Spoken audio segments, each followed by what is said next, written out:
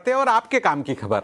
अगले वित्त वर्ष से यानी 1 अप्रैल 2026 से नेशनल हाईवे के टोल प्लाजा पर आप कैश देकर भुगतान नहीं कर पाएंगे। सरकार ने इस पर रोक लगाने का फैसला लिया है। ज़्यादा जानकारी के लिए हमारे साथ जुड़ गए हैं हमारे वरिष्ठ सहयोगी प्रकाश प्रियदर्शी।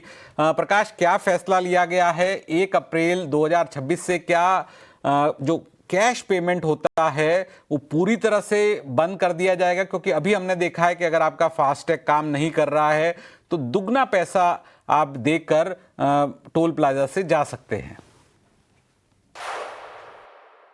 देखिए, जो लोग इस बात के आदी हैं कि वो नेशनल हाईवेज पर जो टोल पेमेंट है या फी प्लाजा है वहाँ पर कैश में पेमेंट करते हैं, उनके लिए नकारात्मक खबर है।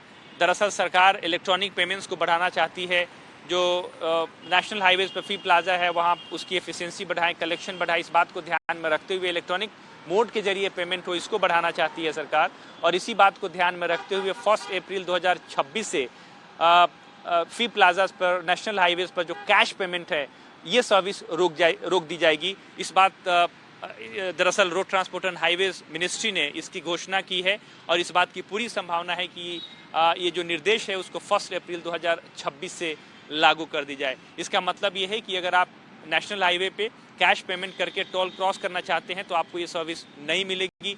1 अप्रैल 2026 से इसको रोकने की व्यवस्था की जा रही है। दरअसल इसके पीछे का मकसद ये है कि इलेक्ट्रॉनिक पेमेंट्स को बढ़ावा देना चाहती है सरकार ताकि कलेक्शन बढ़े, एफिशिएंसी बढ़े और इसी बात को ध्यान में रखते हुए कैश पेमेंट्स को रोकने की योजना तैयार की गई है।